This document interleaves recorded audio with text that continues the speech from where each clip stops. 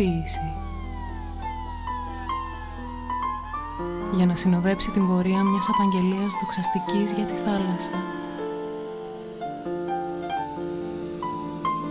Ποίηση για να παραστέκει στο τραγούδι μιας πορείας στον περίγυρο της θάλασσας. Ποίηση για να κατευνάσει τον πυρετό μιας αγρύπνιας θαλασσινού περίπλου. Ποίηση για να ζήσουμε καλύτερα την αγρύπνια μας στην τέρψη της θάλασσας.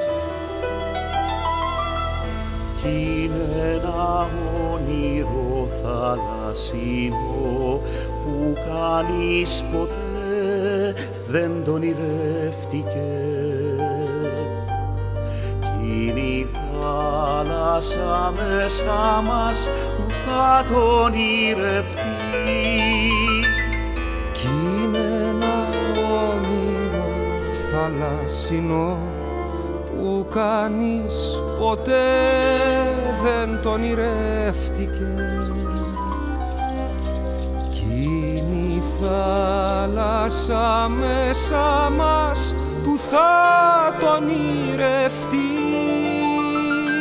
Κι είναι ένα όνειρο θαλασσινό που κανείς ποτέ δεν τον ονειρεύτηκε.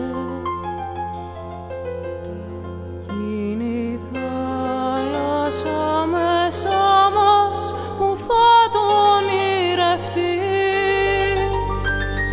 Κι είναι ένα όνειρο θαλασσινό που κανείς ποτέ δεν τον ονειρεύτηκε.